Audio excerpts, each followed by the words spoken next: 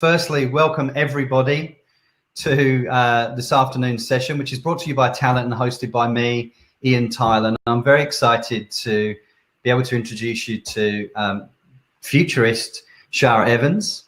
Upon registering for this event, we've had lots of questions sent in by people at the point of registering, which was really exploring lots of questions ranging from the very broad to the very, very specific. So Shara and I have looked at that. We've been able to group some of these into some key themes and narrowed it down into things that we're going to address throughout the conversation. So if you've got a burning question, feel free to pop it in the chat and we'll do a Q&A at the end, and we'll pick up some of these key salient points as they come through in the chat. So without any further ado, I'm absolutely delighted to introduce you to Shara Evans. I'm going to tell you a little bit more about Shara and hopefully not embarrass her too much.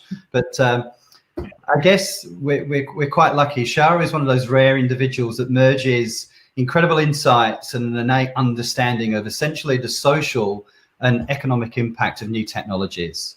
Shara is regarded as one of the leading experts and female futurists in the world around emerging technologies, cybersecurity, digital privacy, and also the future of health, humanity, and work. Shara is regularly featured on broadcast television, from the ABC's Q&A to The Project and Sky News and many more. And she joins us here today, and I have to say, Shara, welcome. Hello, Ian. Hello, everyone. It is such a great pleasure to be part of Talent's webinar. I really appreciate you bringing me in for this. Absolutely. It's our pleasure. Look, we're going to jump into a whole range of questions, but to kick this off, for blind curiosity, please, how on earth did you become a futurist? Well, what's your story? It's not something that you actually start a career thinking, oh, I'm going to be a futurist. Well, maybe today you might, but I started off as a little girl loving science fiction and loving comic books, and Astro Boy, funnily enough, was one of my influences. I remember watching him as a little 4 or 5-year-old girl and watching him fly around and fight all kinds of evil aliens and giant robots and all the rest. And I thought, wow, I think I want to design little rocket boots like he has. So I started getting out a sketchbook and designing little rocket boots that could fit into the heels of my shoes. Well, that didn't quite work out at 4 and 5 years old, but it interested me in technology. And I won't go through the whole career, but I ended up first as a software engineer and then deploying networks around the world as a program manager and in sales and marketing, and running my own tech analyst firms here in Australia since 1997. You may pick up an accent. I'm a dual citizen, US and Australia. And as I was looking at all these new technologies and actually physically designing them as a software engineer, what really fascinated me was the business applications of the technology. So not just what the tech was about, but how can people and businesses use this? And then I put that together with my imagination and started to really visualize what the implications of new technologies were and started making predictions. And people started to call me a futurist, right? Because the predictions that I was making ended up coming to fruition. So just to give you one quick example, back in the early 1990s, voice networks were just dedicated lease lines. There was no such thing as, the kind of World Wide Web that we have today. And I remember telling my carrier customers, you watch, data networks are going to be your biggest revenue source that you could ever imagine. And not only that, but your voice is going to go on top of your data networks. And they looked at me like I was totally nuts at the time. But of course, that ended up being quite prescient, because that's exactly what is happening now. And it's not just voice, it's video. Yeah, absolutely right. Look, fascinating story. And I'm sure there's an inner futurist in many of us, I really want to turn this conversation really quite quickly into, everything that we're all experiencing right now, certainly people in Victoria. And we start to think about where we are in the world today. Certainly love to get your thoughts on really the changes and the impact of COVID, and what you think a post-COVID world might look like, and what might some of those insights be when you think about a whole range of challenges that maybe a post-COVID world presents, but also a whole range of opportunities. Okay, so let me start with this, and that is what COVID has done to us is it's literally taken 5 years of technology acceleration and condensed it into like 5 to 7 months. And, you know, who would have thought back in December last year that we'd have pretty much almost everybody in the world working from home across the public internet, or maybe through VPNs, you know, in just a couple of months. You know, everybody's scrambling to get that right. And this pandemic, unfortunately, is keeping us in a state of constant flux. So while we may talk about a new normal, I don't think we quite know what that's going to look like yet, because we don't know what this disease is going to do to our society. Unfortunately, I think we're going to end up in and out of lockdowns in various stages until we get an absolute definitive cure. But one of the things that I would say is that even once we have a total cure, remote work is here to stay. Yeah. In the end, I think you'd probably agree with that. You know, people are now becoming accustomed to not only being able to work from home, but employers are trusting that their staff will actually really do the work that they're meant to be doing at home. But that also means flexibility.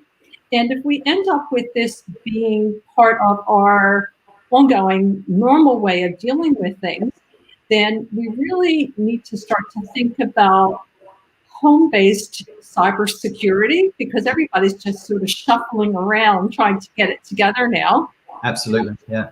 You know, we need to make sure that that's really looked at by IT professionals and cybersecurity professionals, and that we've got VPNs and that we've got IT support teams that can take care of all kinds of issues that people may run into at home. We need super, super good internet bandwidth.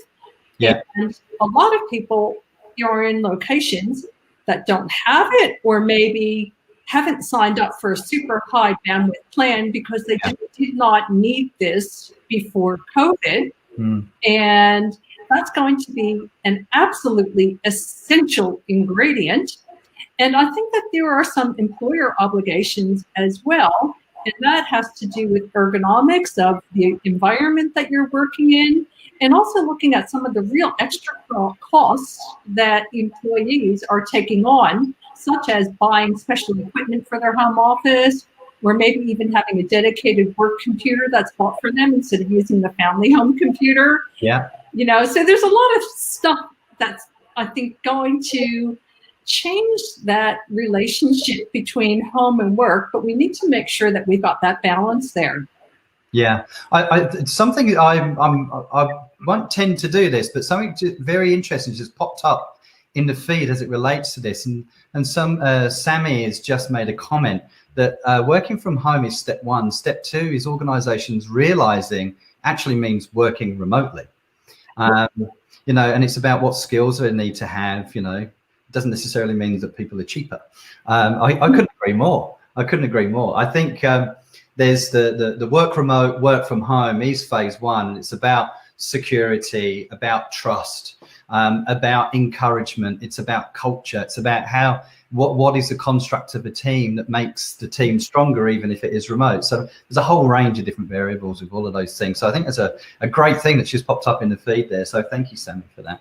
Yeah, one of the other things I would say is that as we're starting to communicate with our colleagues in our home environments, we're getting to know more about each other as people too, because, you know, like let's say you and I were just having this conversation as part of a work colleague conversation. You might have a kid or a stray dog or a cat or something wander into the frame. You know, you wouldn't necessarily talk about your home life, but when they sort of show up in the video, you end up talking about stuff relating to your personal life that you wouldn't probably bring up in a work conversation. That's right. But the flip side of that is that we're social creatures, and we actually like congregating in groups of people. And when we're not in that office, or we're not able to go out freely and socialize, whether it's, you know, with our coworkers or our family or friends, it actually has a mental impact on us too. Yeah, absolutely. And it's interesting, you know, when you think you go remote work and certain jobs can be done remote, and then there are other industries and job functions that just can't be. So if you think about that, and we think about that, if we look at certain sectors such as healthcare, which is massively in the public eye, having a significant contribution on community, and we think about the advancement of technology becoming more and more pervasive in their everyday roles, what are some of the trends that you think you'll start to see or will start to see in the more immediate and midterm future within that, with industry sectors such as healthcare? Well, it's really, you know, there are so many aspects to, you know, the new healthcare normal. You know, one of the things that we're already starting to see is this debate. Do we wear a mask or do we don't wear a mask? And, you know, that's certainly a part of healthcare. But from a technological perspective, one of the things that I'm seeing is a lot of robotic adoption, specifically in the healthcare industry, to help fight this disease. Yeah. So there are a couple of specific examples. You may have heard of robots that there's two different kinds that do disinfecting. One that I'm not as fond of that actually sprays disinfectant, and I don't quite like that because it leaves sticky stuff on surfaces, and you certainly wouldn't want to spray disinfectant on food and have people eat it. The other kind is an ultraviolet light, but you need to be careful that people are not in that immediate area when the very, very high UV is going off, or you can end up blind. But there's another brand new innovation that I first heard about maybe 2 weeks ago, and I'm already seeing a number of companies introducing it. And it's a door that combines disinfecting, including UV, from like a 720-degree angle. So everywhere from your top of your head to the bottom of your toes and all the way along. It's almost like going through an airport security portal where you actually raise your hands around and you turn around, and it disinfects you as you're going into buildings. And we might see a whole lot more of that happening as we start to bring people back into the office. And by the way, I think that will happen in a bit of a clustering or staging way, where you're not going to just say, okay, everybody come back to work. You're going to have certain functions, let's say the IT department, that you bring in a couple of staff members, you see how that works, and then maybe you expand it to another area, you see how it works. Depending on what happens with the virus, you know, you either sort of expand or draw back. But there are a lot of other really amazing health innovations. And Ian, I'm going to leave it to you to ask me, you know, whether you want me to go into these sort of cutting edge, over the horizon health.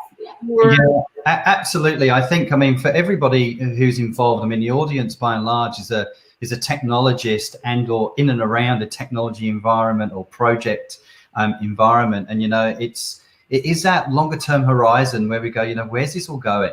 You know, when we were talking before, we were talking about nanobots, and we were talking about, you know, the different things going on in healthcare that we're just not aware of. You know, it's just astounding. Yeah, so let's talk about nanobots for a second, because that's a really fun place to start. A nanobot is actually a teeny tiny microscopic robot. And that sounds like science fiction, doesn't it, Ian? Absolutely, yeah. You know, if I said to you, do you think there are any real nanobots today? What would your answer be? Not that I'm aware of. Well, I can tell you, as a technologist who focuses on the healthcare sector as one of the areas, guess what? There are real nanobots that are being designed. They're highly, highly experimental right now, but they are being developed in research labs and universities all around the world. And this is pre-COVID. So one quick example, and it was a collaboration between an institute in China and Arizona State University. They designed a little tiny nanobot that has sensors to detect a particular type of cancer. And when it's injected, they just did mouse trials, you know, so not human trials at this stage. But when it's injected into these mice that have this particular type of cancer tumor, it unfurls. It's DNA based, and it releases a blood clotting drug that literally starves the tumor, the cancer tumor, of blood, and Wow. makes the cancer go away. So that's what we call precision medicine. We're probably about 10 years out from that becoming mainstream. And that's just one tiny example of what nanobots can do. But where I start getting, my futurist mind starts really whirling around nanobots is that viruses, like coronavirus, are microscopic, little tiny bits of, they're not even alive, they're sort of alive and not alive, reminds me a little bit of quantum physics about, is Schrodinger's cat alive or not alive? But the bottom line is that they're so small that traditional drugs have a really hard time sussing out where they're hiding inside of cells and actually stopping them in their tracks.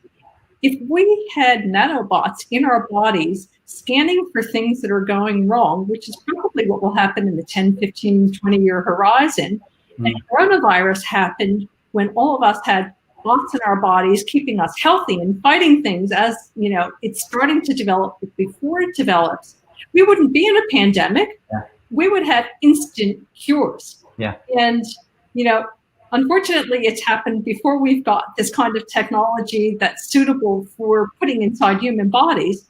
But that's only one aspect of cutting edge healthcare. Yeah. Can we talk about any more?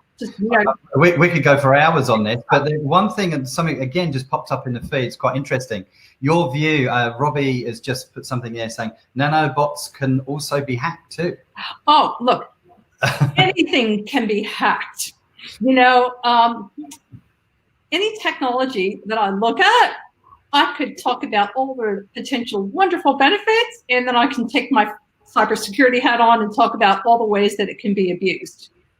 So cybersecurity is going to be a really important part of how we deploy these, and how and when a nanobot may be hacked will depend on what kind of control mechanisms are put into that nanobot for how one might be able to control it. Yeah. If they end up being self-contained, if you like, teeny tiny miniature computers that don't have any kind of wireless interface or any other external world interface, it's going to be a lot harder to hack it. You actually have to get to the human body to do it. But if they've got a wireless interface or something similar, then it's a lot easier to hack if you don't have the right kind of antivirus or anti-nano technology to hack it. Absolutely. There's the chat's going crazy here. I mean, I could sit here for hours, and I'm conscious there is a Q&A at the end, but there's Shara, what are your thoughts on the potential for Neuralink and brain medicine interfaces? That's from Adrian Roberts. I think I know who Adrian is as well. So that's interesting. Yeah. Well, okay. So first of all, let me just go back to the basic idea of human brain implants, because that's what Neuralink is all about, is a brain implant. Again, if I look at research labs around the world, this has been worked on for quite a long time. The initial research into human brain implants was very much around memory storage and retrieval to help people who have diseases like Alzheimer's and dementia, where they started to lose their memory, but to find ways of letting them access memories and functions and motor skills and so on that they no longer had access to, either through disease or aging. Now, what's happening with Neuralink is actually quite interesting, because the initial concept that Elon Musk came out with was, well, we've got to have an AI layer in our neocortex to help the robots from taking over the world. We've got to become part robot or part AI to be able to stave off the robots and keep our jobs safe and be able to compete. But that shifted from the initial idea to then moving to, well, what about brain implants to help with things like paralysis or spinal cord injuries, especially people with severed nerves in their spinal cord, to help them to be able to move again and control their limbs and control their organs. And then it subsequently moved on in some of the most recent announcements to doing things like being able to control somebody's emotions, and even streaming live music. Yeah, right. he's not the only one who's looking at this, but he's probably the most famous in the world. But there have been projects from DARPA in the United States, which is funding a lot of research in universities around the world. And there's actually experiments done even a few years back with neural dust, where literally they were looking at being able to control things like pain in soldiers in the field. Wow. To help with traumas during battle, and also to control post-traumatic stress disorder, again, controlling emotions. And this is going back a couple of years. So those are just a couple of examples. And when it comes to brain implants, there's two reasons you would look at brain implants. One is from a medical perspective to solve some sort of medical issue. Yeah. The other is the perspective of, let's add some way of enhancing us as humans. And on the medical side, there are lots of really cool things that can happen. On the enhancing us as humans, we're starting to look at actually inventing new species of humans that are technology, part human, but not quite Homo sapiens sapien that we're used to. And guess what? We mentioned hacking before. Well, most of these implants are controlled, at least today, through some sort of wireless interface. And if it's got a wireless interface, you can hack it. Today, we have heart implants and pacemakers and insulin pumps, and it's already been proven that those things can be hacked even at long distance. Yeah. That's where it kind of gets into the realms of, scary. And your view on that. Is it scary? Is it something to be embraced? The augmented future of a human and a robot? I mean, I don't want to go too far down the android path, but do you think it's a reality in our not so distant future? Well, as a futurist, I always like to look at what's happening in research labs from a pure scientific perspective, so that any predictions that I make, I'm actually basing it on some real hardcore research and extrapolating from there. So when it comes to brain implants or other implants, it's happening and been happening in research labs for quite a number of years now. So there's a lot of money going into it in a lot of labs around the world. So that says it's likely to happen. The initial focus has been very much on the medical side of things.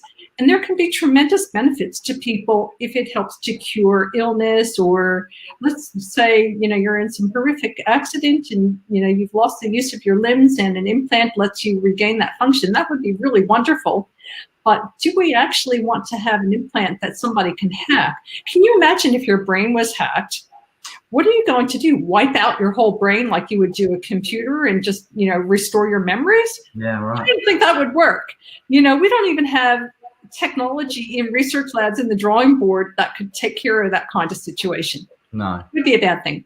No, yeah, I completely agree. And some people are saying, I remember Terminator, and other people are saying, whilst it's absolutely fascinating, it's absolutely terrifying. And I couldn't agree more. So we've got to find a happy balance and a happy medium in all of this, right? Which is technology for the betterment and the enablement of mankind, which saves the planet and, benefits everybody, but not to the point where it's going to start to turn against us, Yeah, well, let me throw in one more into the mix that we haven't talked about.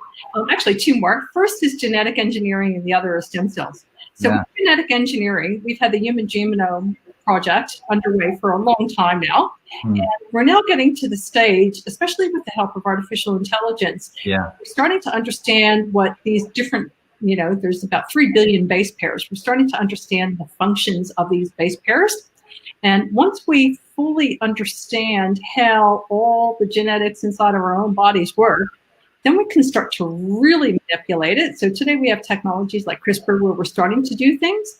But once you can control that, if someone has a genetic disorder, or disease, let's say cerebral palsy or cystic fibrosis or something else that they actually don't want to have, if you can manipulate the gene that turns that illness off, wouldn't that be beneficial? Yeah, absolutely. But what about aging? Okay, so here's where it gets really wacky, Ian, and I don't know if I've shared this with you before. There are quite a few researchers who believe that within the next 10, 15 years, we're going to find the gene code that allows us to literally turn aging on or off, or even reverse aging. And some experiments have been done with mice in this already. So this is not sci-fi. This is really experimental stuff. And there's one researcher I know that has predicted that once we find this gene, then we humans will be able to live between 400 and 800 years old. Can you imagine what that will do to society? Well, first of all, you would be young and healthy for that entire span. But can you imagine working for 400 years, Ian? No. And, you know, for you in the audience, can you imagine being married to the same person for 800 years? You might love whoever your spouse is, but, you know, in the course of 800 years, you're bound to have different things that interest you. So our whole fabric of society could change really, really radically once that kind of technology is available. Yeah. And then there's stem cells. And again, this is real, still very much in the experimental stage, but already in real medical research labs, we're using stem cells to grow living human skin to do drug trials with. There's a scientist in Israel that has bioprinted, that is 3D printed, a miniature living human heart.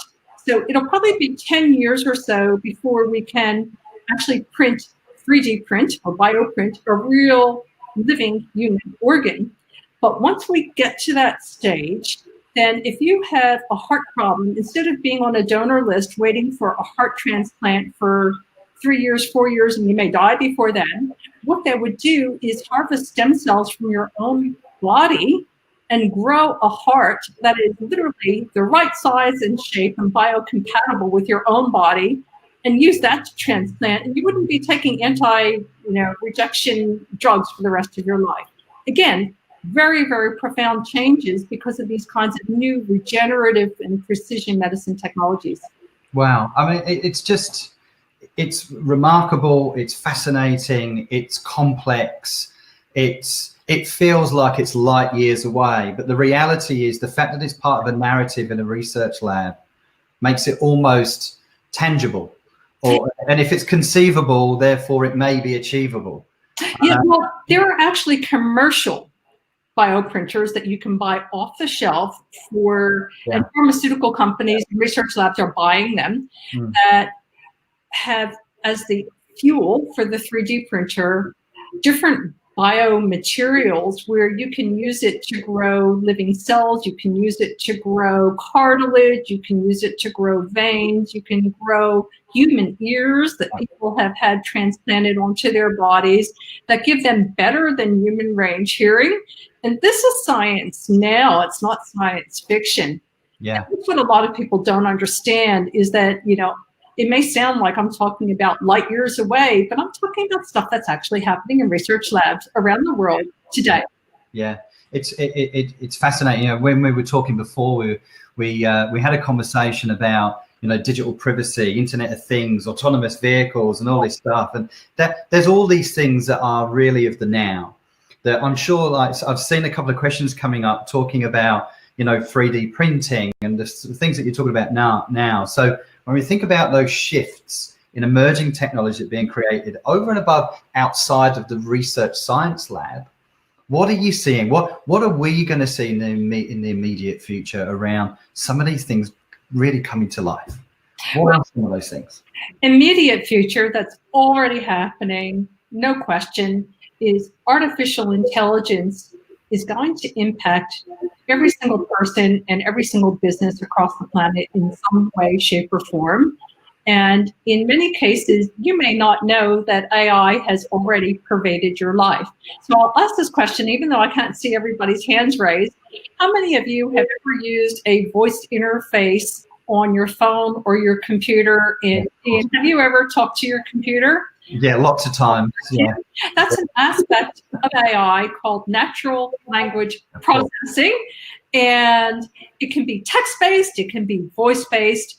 AI is already being used to automate a lot of functions that previously were done manually. And of course, if we talk about any kind of robot, and there are lots and lots and lots of them already deployed in lots of industries, that's artificial intelligence. Yeah. We also have chatbots, and they're becoming pervasive as well. And guess what powers chatbots? Artificial intelligence. Absolutely, yeah. So what you may not be aware of, and your audience may not be aware of, is right now, I think AI is still in its little baby infant stages. You know, we're just at the very cusp of the AI growth period. Yeah, I agree. In parallel with this, there's a lot of work happening in research labs around the world with quantum computing. And I'm not going to go into all the physics of quantum computing, or we would have a really technical discussion that would last for hours. And it will go over my head, so don't worry. Oh yeah, it's weird and wonderful. I actually have conversations with physicists about this, which is really cool and fun. But with quantum computing, the bottom line is that we could end up with computing power that is orders and orders of magnitude faster than the kinds of computers that we have today. And in fact, there's research that was done by Google in 2019, and I haven't been able to find any studies published recently since COVID, but in 2019, they were looking at their quantum computing having double exponential growth rate. So literally, in the space of a couple of months, they went from being able to emulate their quantum computers on a standard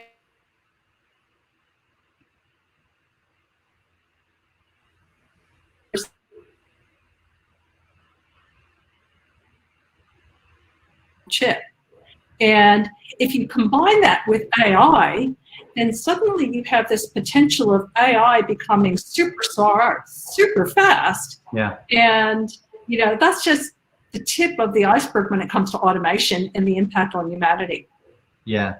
Well, so if we can move that a step further then, and when we think about future of technology, the future development and all of this stuff that's going on, do you think we're going to see a significant growth in a shorter period of time of new inventions that are essentially going to change the world? Do you think that's going to expedite things that, from a product to consumerization, a corporate, a government perspective, that are just going to, all of a sudden, in the next 3 to 5 to 10 years, new inventions are just going to go at a rate of knots faster than we've ever seen? Oh, they're going to be going soon, and it was already happening at a super fast pace just because of the money being put into these innovations.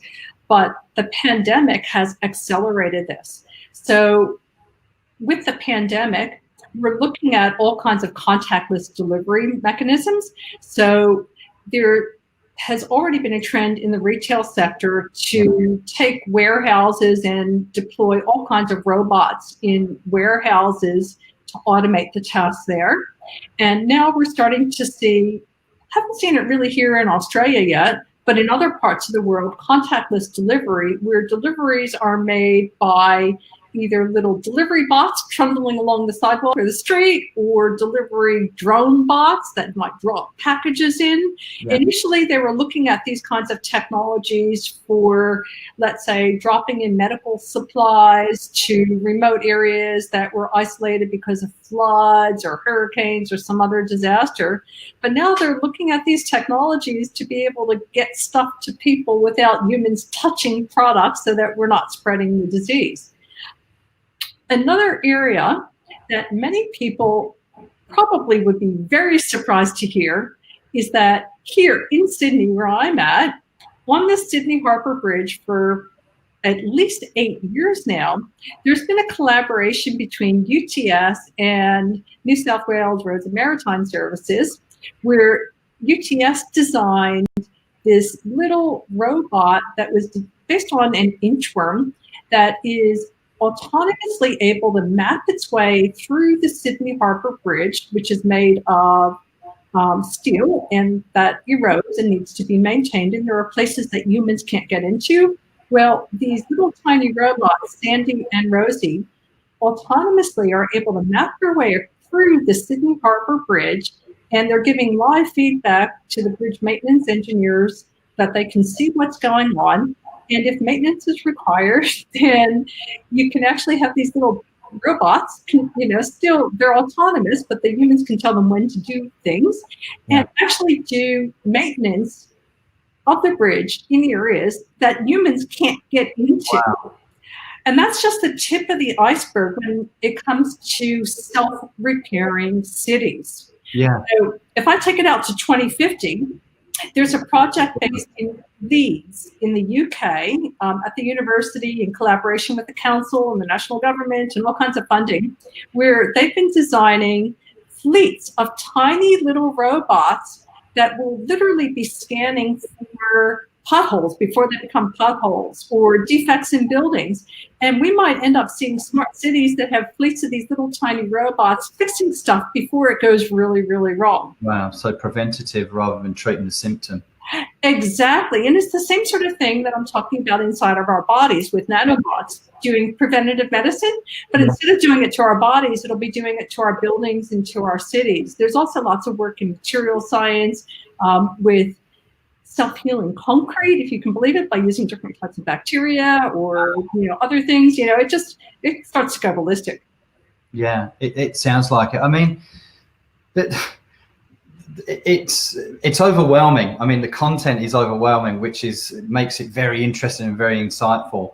And a lot of the chat is going absolutely ballistic. So good. I'm glad you're able to read it because I'm busy trying to Yeah, and I've captured a load of questions which I am going to address for the audience because I think there's some fantastic ones in there.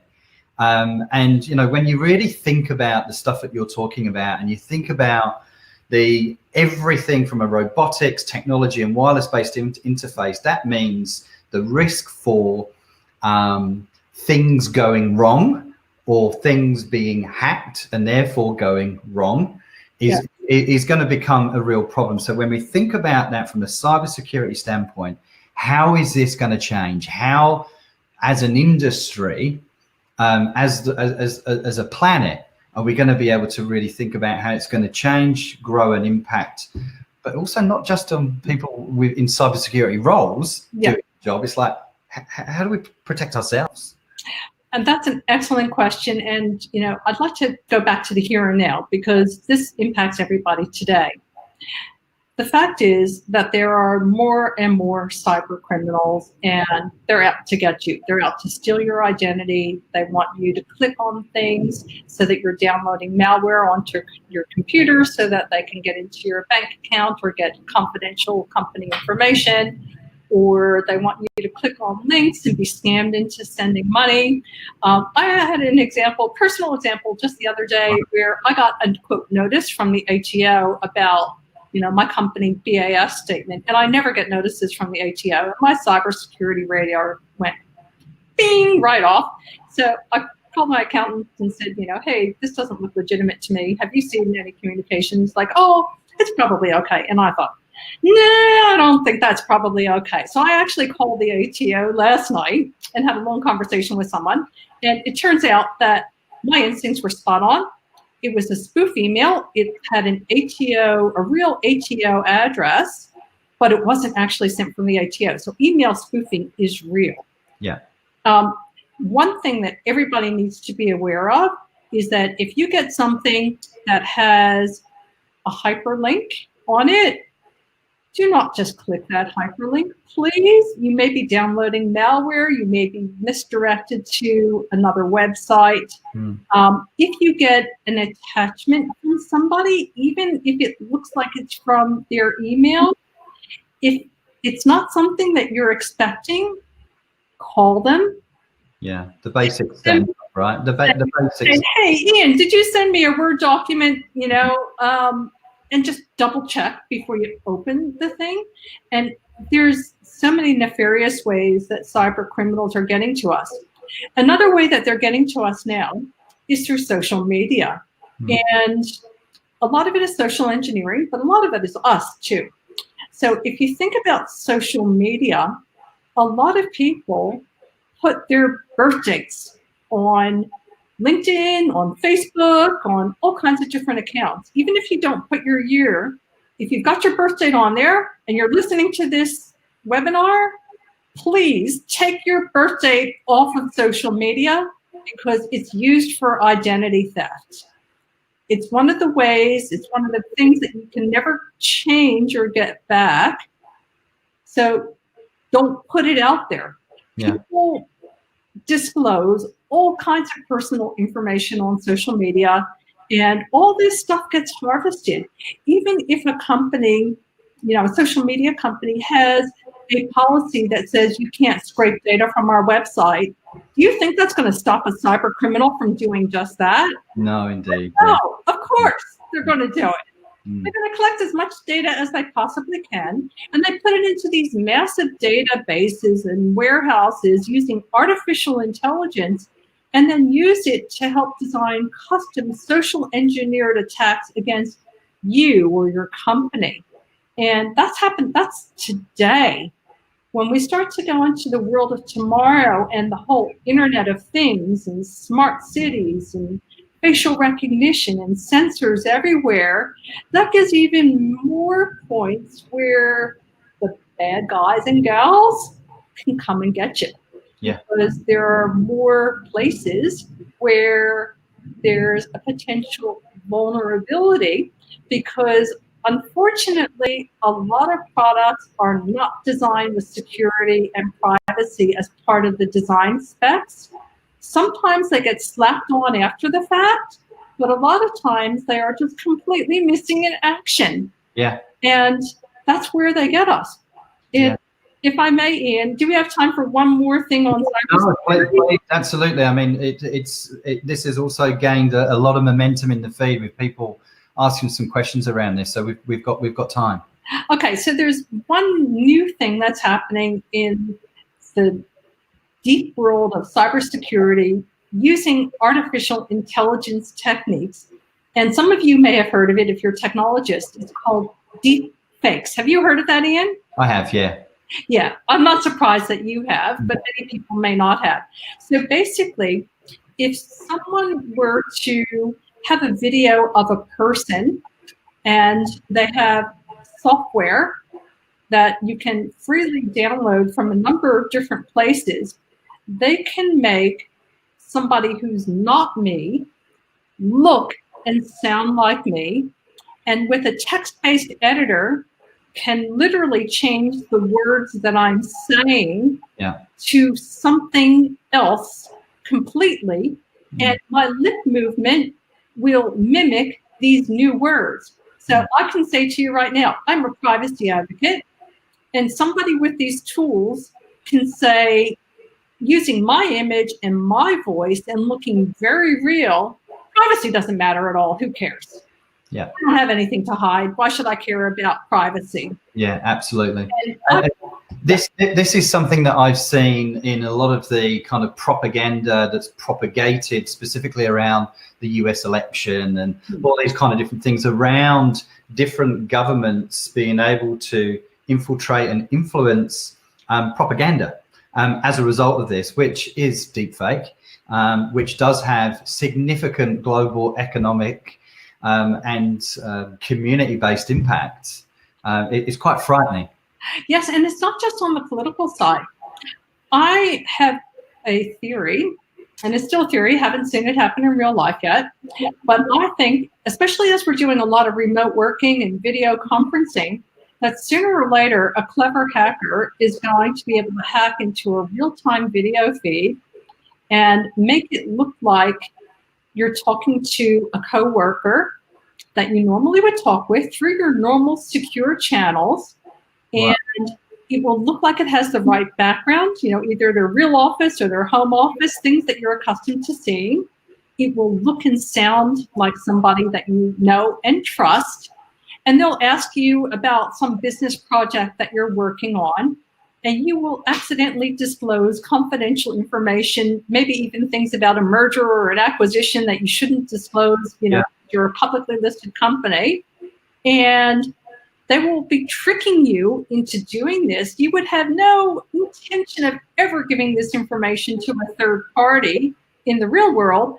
But from your perspective, Ian, I'm looking at you and I'm thinking, that's your normal background. It looks like you, it sounds like you, it's got the right background. You're asking me a question that's relevant, and I'm telling you information, but it's not you, it's a hacker. It's just frightening.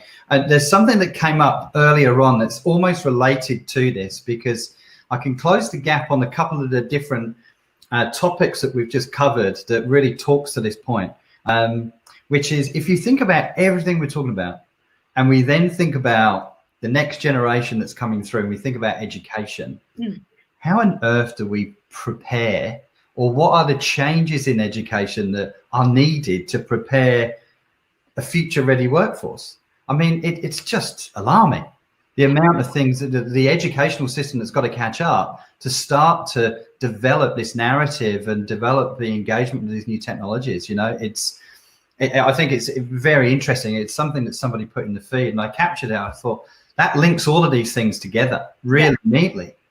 And it's a great question for me, because a lot of my research as a futurist has been on looking over the horizon at what are the new jobs of the future. You know, what kind of new jobs do I foresee? You know, so before COVID, a lot of people were talking doom and gloom about the impact of automation and will we all be out of jobs? And, you know, COVID is just accelerating this change of job loss, unfortunately.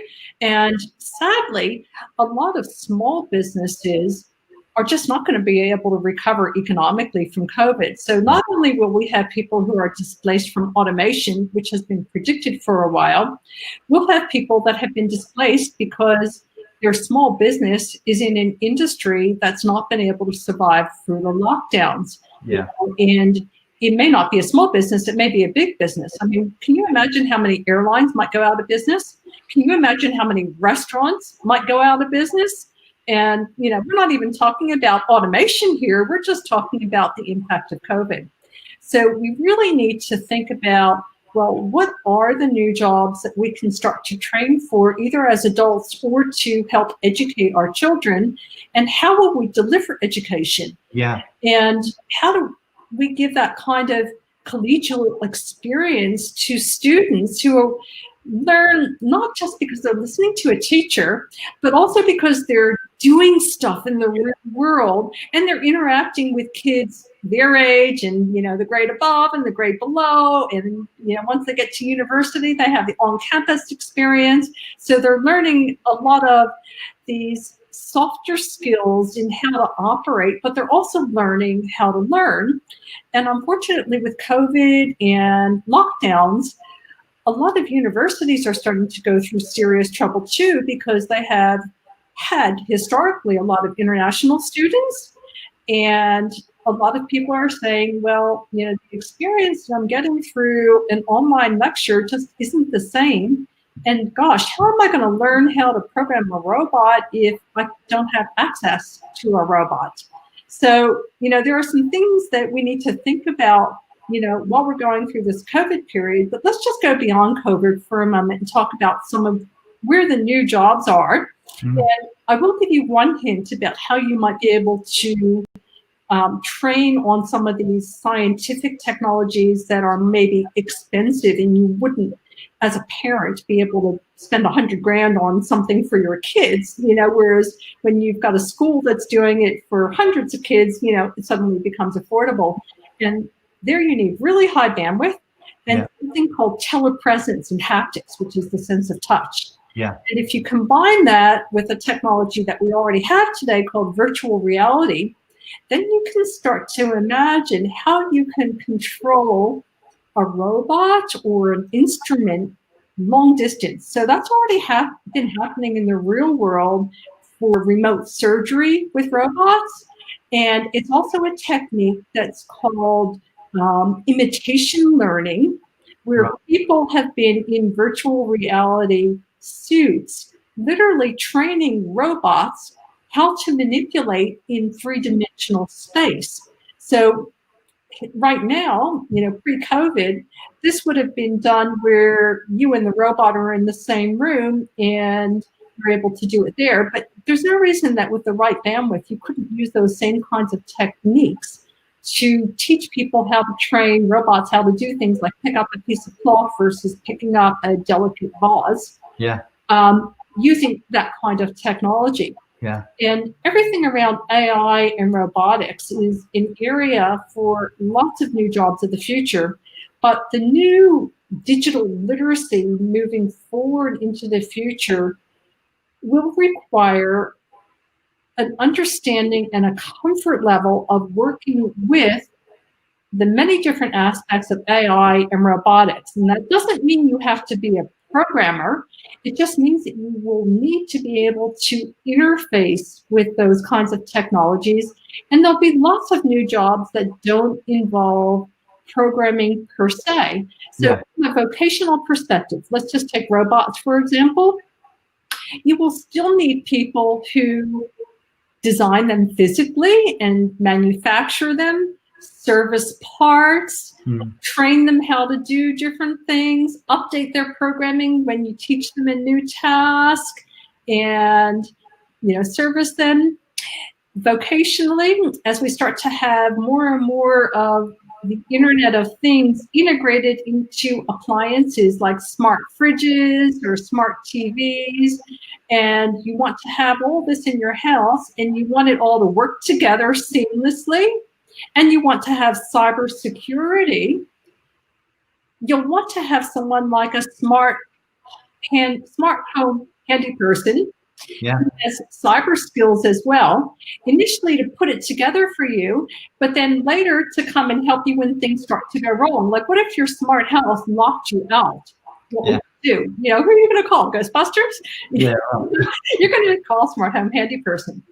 There'll also be other skills that require familiarity with AI, but not necessarily actually being the AI designer. For instance, an AI chatbot designer. So if your company is deploying chatbots, you want to have people that are orchestrating the kinds of conversation that this AI will have with your customers or your staff, and humanize it and teach that AI to actually interact in an empathetic manner, pick up when it's unintentionally or intentionally picked up social biases from its deep learning data set and fix it.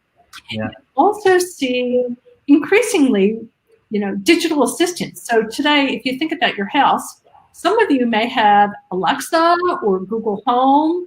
Well, let me tell you, those devices, in order to function, they're always on and always listening. So, be careful what you say, think carefully as you deploy it. But as we start to have digital assistants come into our life, we're not going to want the standard sort of robotic voice, same voice in every house. We're going to want to customize it, much like we do with our computers, and have these artificial intelligences that we talk with in different ways have bigger than life personalities. So there'll be new jobs for people that have great voice skills or great personalities. And, as we go into the medical side, gosh, there are going to be so many new jobs. My gosh, we're going to have brain implant specialists. We're going to have nanomedics who take care of what happens when the nanobots inside of our bodies start to go astray. Going back to the here and now. We're going to need people like career transitionists that help us get from the kind of job that we might have been doing either today or in the near future or over the next coming decades, help us transition into these new areas. And a really super exciting area is outer space exploration. And gosh, if that doesn't sound science fiction, I don't know what does. Guess what? It's happening now, and it's because the private industry, has designed reusable rockets. So if you can imagine an airplane that had a one-time use and then you throw it away, air travel would be unaffordable. The same thing is starting to happen with space travel, where we're able to reuse these craft, and eventually we're going to have exoplanetary colonies of people. And we're going to need all kinds of skill sets that take us along this route. But there's so many more jobs. I have a feeling we're running out of time. I'm going to save some for Q&A. There's so much more I can say about jobs. There's loads. We've spoken about a lot about transportation and healthcare, and one area that's kind of peppered throughout the feed is, people have spoken about currency and basically cash is disappearing. And what's your view on the banking sector specifically around either currency and or systems and how that might change. Any kind of insights there that would address a couple of things that have popped up in the feed that I've seen as well. Yeah. Well, the banking system, I mean, first of all, our entire modern life is really contingent on good communication systems. If our comms were to go out, we'd be in really deep trouble. Yeah. This conversation wouldn't be happening. We wouldn't be able to do remote working from home. And it doesn't even have to be a nefarious event. It could be something like a solar flare that literally takes down our grids because we haven't been smart enough to invest the money in hardening the grid against an electromagnetic pulse. But it could also be a bad actor that does something like that detonates an EMP. Absolutely, yeah. It's offline. So, sorry, I lost the thread of your initial question, Ian. Just in terms of the banking sector and how. Banking. Okay, so banking and cryptocurrency. One of the things with today's cryptocurrencies is that they actually use a lot of processing power and a lot of energy. But there are some new technologies that are coming online that use quantum crypto. And, that gets into a whole nother world. There's also something called CloudCoin that I've recently been hearing about, which is a completely different way of thinking about a non-digital currency. But we're definitely moving in that direction of having a cashless society. And that has implications for privacy. Because today, if I want to, let's say, lend you $100, I can give you $100 and nobody knows that that transaction has occurred. But if everything is done digitally, then there are all kinds of parties, whether it be the government, the tax office, or a hacker that knows potentially about every transaction that you or I make. And that gives a lot of insight into our lives. And of course, it impacts financial institutions as well. Yeah, absolutely, it does. I'm going to stop our discussion here. And okay.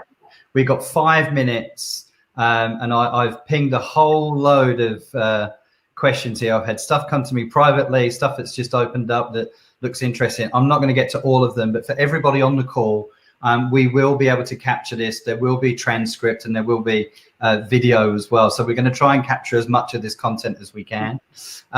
So there's a few things here. I'm going to jump into one quickly.